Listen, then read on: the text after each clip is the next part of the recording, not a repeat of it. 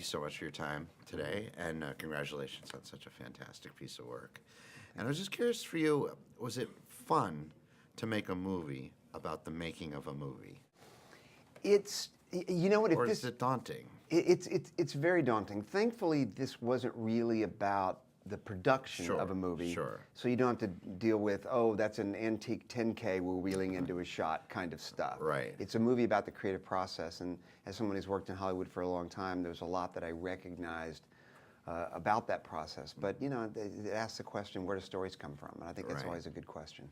I know you had a lot of access to the Disney archives and things like that. And what kind of surprised you most about what you discovered there that kind of infused your work on this movie?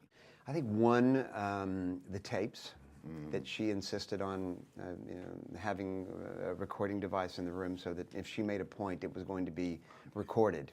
I think that was probably her fear, was that she would win a point in the room and somebody would go, I don't remember that. But those tapes were you know, a treasure trove of information. Also the correspondence. I love the correspondence between Disney and PL and telegrams, and between them and their lawyers and Disney and on back and forth, because you're reading between the lines all the time at the dance they're doing. There's such a variety in your career. Was that one always the plan? And two, what do you look for in a story where you invest several years of your life making? I have no real plan. I never know what I'm going to direct next. I know I don't want to necessarily repeat myself, because it's a year and a half of your life, and the last thing you want to do is be bored. Yeah. Also, you look for something that, I mean, the one way to put it would be, when I read a script, do I feel inside of it? Do I feel like I can shoot from the hip and not go too far afield of what this wants to be? I've been saying this for years, but I think Tom Hanks is a national treasure.